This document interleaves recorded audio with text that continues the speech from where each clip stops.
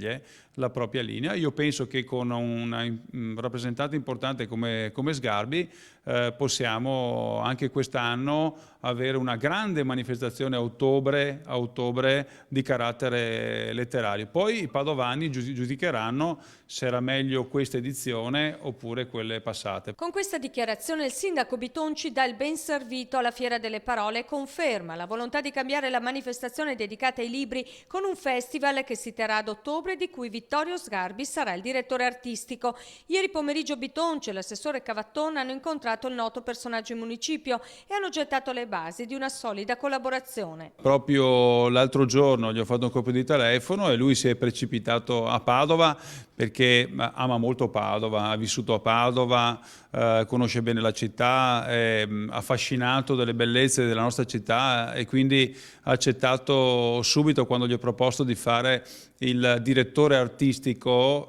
di quella che sarà la manifestazione di ottobre. Nessun accordo ancora sul compenso economico. A Palazzo Moroni si è preferito parlare di un altro grande progetto, una mostra sul Seicento, un secolo finora snobbato pur essendo molto ricco dal punto di vista artistico. Con artisti padovani ma estesa a tutta la regione, quindi ci sarà ovviamente una mostra a Padova, Venezia, Vicenza, quindi anche in collaborazione con le altre amministrazioni. Il sindaco ha annunciato la collaborazione con Sgarbi con un post su Facebook che ha fatto in poche ore il pieno di like.